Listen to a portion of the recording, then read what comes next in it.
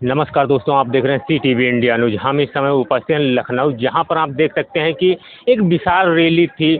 उसी में आए हुए आप देख सकते हैं कि किस तरह से यहाँ पे काफ़ी ज़्यादा संख्या में, लाखों की संख्या में यहाँ पर कार्यकर्ता और यहाँ पर लोग उपस्थित हुए हैं। तो आप देख सकते हैं कि भारत माता की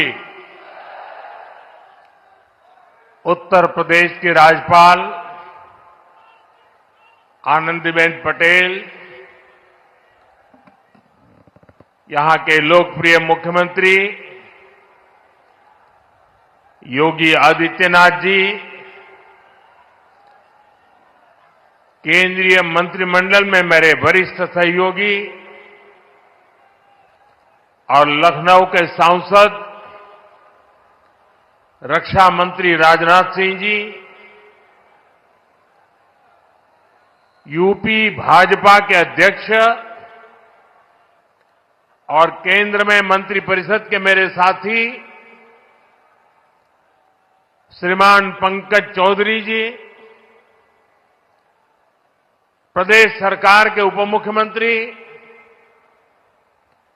केशव प्रसाद मौर्य, ब्रजेश पाठक, उपस्थित अन्य मंत्रीगण, जनप्रतिनिधिगण, देवी और सज्जनों, आज लखनऊ की ये भूमि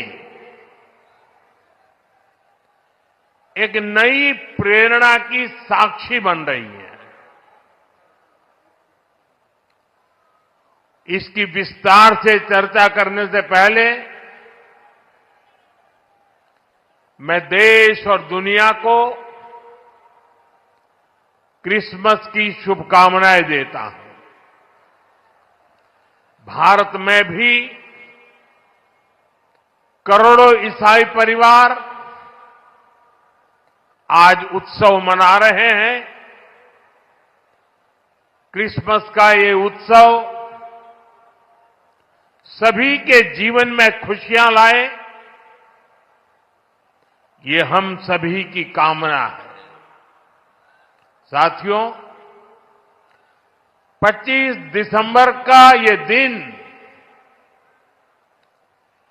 देश की दो महान विभूतियों के जन्म का अद्भुत सुयोग लेकर भी आता है। भारत रत्न अटल बिहारी वाजपेयी जी, भारत रत्न महामना मदन मोहन मालवीय जी, इन दोनों महापुरुषों ने भारत की अस्मिता, एकता और गौरव की रक्षा की और राष्ट्र निर्माण में अपनी अमिट छाप छोड़ी। साथियों, आज 25 दिसंबर को ही महाराजा बिजली पासी जी की भी जन्म जयंती है। लखनऊ का प्रसिद्ध बिजली पासी किला यहां से अधिक दूर नहीं है। महाराजा बिजली पासी ने वीरता, सुशासन और समावेश की जो विरासत छोड़ी, उसको हमारे पासी समाज ने गौरव के साथ आगे बढ़ाया है। ये भी संयोग ही है कि अटल जी ने ही वर्ष 2000 में महाराजा बिजली पासी के सम्मान में डाक टिकट जारी किया था। साथियों, आज इस पावन दिन मैं महामना मालवीय जी, अटल जी और महाराजा बिजली पासी को श्रद्धापूर्वक नमन करता हूं, उनका वंदन करता हूं। साथियों, थोड़ी देर पहले मुझे यहां राष्ट्र प्रेरणा स्थल का लोकार्पण करने का सौभाग्य मिला है। ये राष्ट्र प्रेरणा स्थल उस सोच का प्रतीक है जिसने भारत को आत्मसम्मान, एकता और सेवा का मार्ग दिखाया है। डॉक्टर श्यामा प्रसाद मुखर्जी, पंडित दीनदयाल उपाध्याय जी और अटल बिहारी वाजपेयी जी, इनकी विशाल प्रतिमाएं जितनी ऊंची है, इनसे मिलने वाली प्रेरणाएं उससे भी अधिक बुलंद है। अटल जी ने लिखा था, नीरवता से मुखरित मधुबन, परहित अर्पित अपना तन मन, जीवन को शत शत आहुति में जलना होगा, गलना होगा, कदम मिलाकर चलना होगा। ये राष्ट्र प्रेरणा स्थल हमें संदेश देता है कि हमारा हर कदम, हर पग, हर प्रयास राष्ट्र निर्माण के लिए समर्पित हो। सबका प्रयास ही विकसित भारत के संकल्प को सिद्ध करेगा।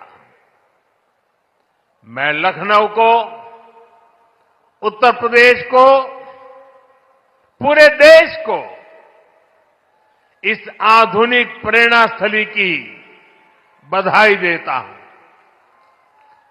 और जैसा अभी बताया गया और वीडियो में भी दिखाया गया कि जिस जमीन पर यह प्रेरणा स्थल बना है, उसकी 30 एकड़ से ज्यादा जमीन पर कई दशकों से कूड़े कचरे का पहाड़ जमा हुआ था। पिछले 3 वर्ष में इसे पूरी तरह खत्म किया गया है। इस प्रोजेक्ट से जुड़े सभी श्रमिकों, कारीगरों, योजनाकारों, योगी जी की और उनकी पूरी टीम को भी मैं बहुत बहुत बधाई देता हूं। साथियों, डॉक्टर श्यामा प्रसाद मुखर्जी ने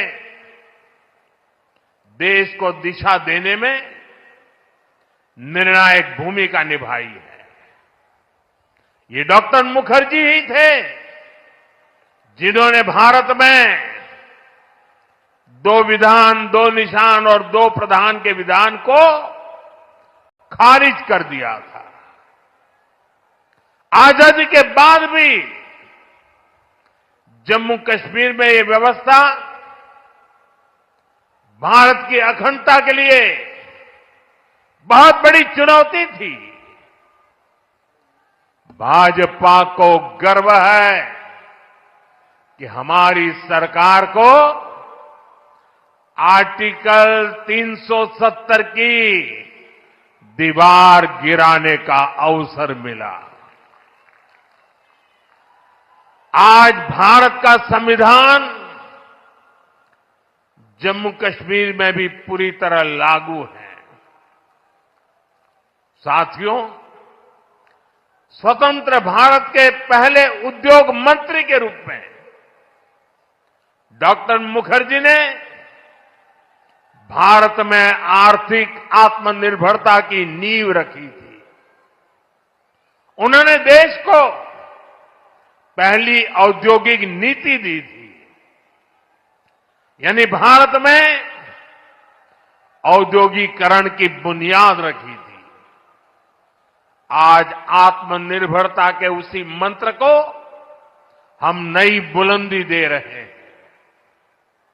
मेड इन इंडिया सामान आज दुनिया भर में पहुंच रहा है। यहां यूपी में ही देखिए,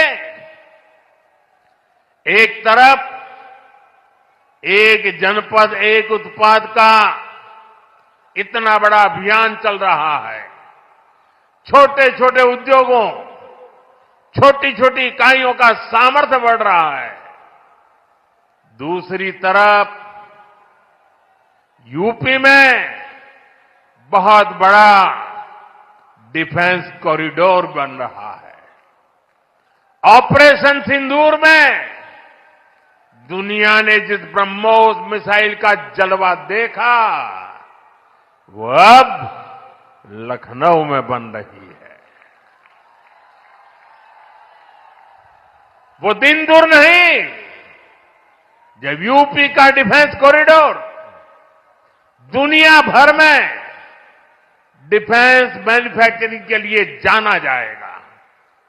साथियों, दशकों पहले पंडित दीनदयाल उपाध्याय जी ने अंत्योदय का एक सपना देखा था।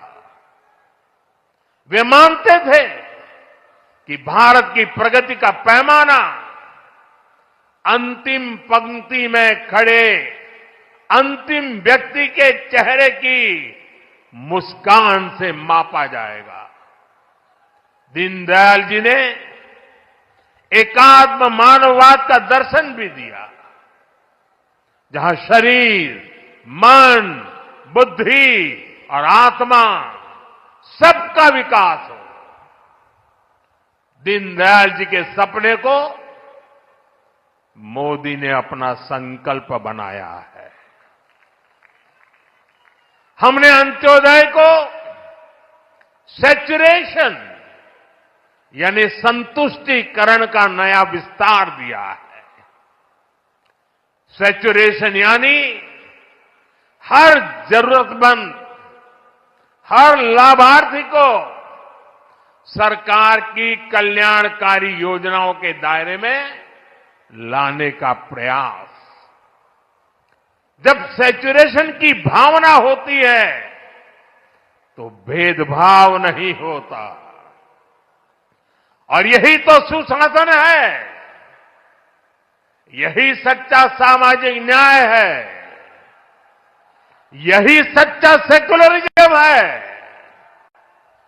आज जब देश के करोड़ों नागरिकों को बिना भेदभाव पहली बार पक्का घर, शौचालय, नल से जल, बिजली और गैस कनेक्शन मिल रहा है, करोड़ों लोगों को पहली बार मुफ्त अनाज और मुफ्त इलाज मिल रहा है, पंक्ति में खड़े अंतिम व्यक्ति तक पहुंचने का प्रयास हो रहा है, तो पंडित दीनदयाल जी के विजन के साथ न्याय हो रहा है। साथियों, बीते दशक में करोड़ों भारतीयों ने गरीबी को परास्त किया है, गरीबी को हराया है। ये इसलिए संभव हुआ क्योंकि भाजपा सरकार ने जो पीछे छूट गया था उसे प्राथमिकता दी, जो अंतिम पंक्ति में था उसे प्राथमिकता दी। साथियों, 2014 से पहले करीब 25 करोड़ देशवासी ऐसे थे जो सरकार की सामाजिक सुरक्षा योजनाओं के दायरे में थे। 25 करोड़। आज करीब 95 करोड़ भारतवासी इस सुरक्षा कवच के दायरे में है। उत्तर प्रदेश में भी बड़ी संख्या में लोगों को इसका लाभ मिला है। मैं आपको एक और उदाहरण देता हूं। जैसे बैंक खाते सिर्फ कुछ ही लोगों के होते थे, वैसे ही बीमा भी कुछ ही संपन्न लोगों तक सीमित था। हमारी सरकार ने अंतिम व्यक्ति तक बीमा सुरक्षा पहुंचाने का बीड़ा उठाया। इसके लिए प्रधानमंत्री जीवन ज्योति बीमा योजना बनाई। इससे मामूली प्रीमियम पर 2 लाख रुपए का बीमा सुनिश्चित हुआ। आज इस स्कीम से 25 करोड़ से ज्यादा गरीब जुड़े हैं। इसी तरह दुर्घटना बीमा के लिए प्रधानमंत्री सुरक्षा बीमा योजना चल रही है। इससे भी करीब 55 करोड़ गरीब जुड़े हैं। ये वो गरीब देशवासी हैं जो पहले बीमा के बारे में सोच भी नहीं पाते थे। साथियों, आपको जानकर के हैरानी होगी, इन योजनाओं से करीब करीब 25,000 करोड़ रुपए का क्लेम इन छोटे छोटे परिवार के छोटे छोटे जिंदगी के गुजारे करने वाले मेरे सामान्य गरीब परिवारों तक 25,000 करोड़ रुपया का लाभ पहुंचा है। यानी संकट के समय ये पैसा गरीब परिवारों के काम आया है। साथियों, आज अटल जी की जयंती का ये दिन सुशासन के उत्सव का भी दिन है। लंबे समय तक देश में गरीबी हटाओ जैसे नारों को ही गवर्नेंस मान लिया गया था, लेकिन अटल जी ने सही मायने में सुशासन को जमीन पर उतारा। आज डिजिटल पहचान की इतनी चर्चा होती है, इसकी नींव बनाने का काम अटल जी की सरकार ने ही किया था। उस समय जिस विशेष कार्ड के लिए काम शुरू हुआ था, जो आज आधार के रूप में विश्वविख्यात हो चुका है, भारत में टेलीकॉम क्रांति को गति देने का श्रेय भी अटल जी को ही जाता है। उनकी सरकार ने जो टेलीकॉम नीति बनाई, उससे घर घर तक फोन और इंटरनेट पहुंचना आसान हुआ और आज भारत दुनिया में सबसे अधिक मोबाइल और इंटरनेट यूजर वाले देशों में से एक है। साथियों, आज अटल जी जहां होंगे, इस बात से प्रसन्न होंगे कि बीते 11 वर्षों में भारत दुनिया का दूसरा बड़ा मोबाइल फोन निर्माता बन गया है। और जिस यूपी से वे सांसद रहे, वो यूपी आज भारत का नंबर 1 मोबाइल मैन्युफैक्चरिंग राज्य बना है। साथियों, कनेक्टिविटी को लेकर अटल जी के विजन ने 21वीं सदी के भारत को शुरुआती मजबूती दी। अटल जी की सरकार के समय ही गांव गांव तक सड़कें पहुंचाने का अभियान शुरू किया गया था। उसी समय स्वर्णिम चतुर्भुज यानी हाईवे के विस्तार पर काम शुरू हुआ था। साथियों, साल 2000 के बाद से प्रधानमंत्री ग्रामीण सड़क योजना के तहत अब तक करीब 8 लाख किलोमीटर सड़कें गांवों में बनी है और इनमें से करीब 4 लाख किलोमीटर ग्रामीण सड़कें पिछले 10-11 साल में बनी है।